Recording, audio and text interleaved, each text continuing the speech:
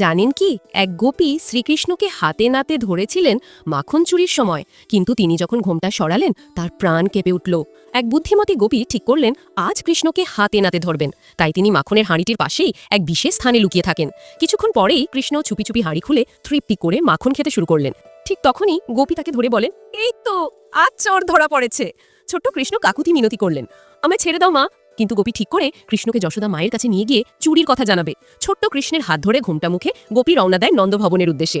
কিন্তু কোমল সেই হাতের স্পর্শে গোপীর শরীরে বয়ে যায় এক অপূর্ব আনন্দধারা। দেহ মন হারিয়ে তিনি যেন ভাসতে লাগলেন কৃষ্ণ স্মরণে। তিনি বুঝতেই পারলেন না কখন কৃষ্ণ তার নিজের হাত ছাড়িয়ে এক বন্ধুর হাত গোপীর হাতে দিয়ে নিজে ছুটে চলে গেছেন। এরপর গোপী যশোদাকে অভিযোগ জানিয়ে বলল, আমি কৃষ্ণকে মাখন চুরি করার সময় হাতে নাতে ধরেছি। যশোদা বললেন, তোমার ঘোমটা সরিয়ে দেখো তুমি কার হাত ধরে আছো।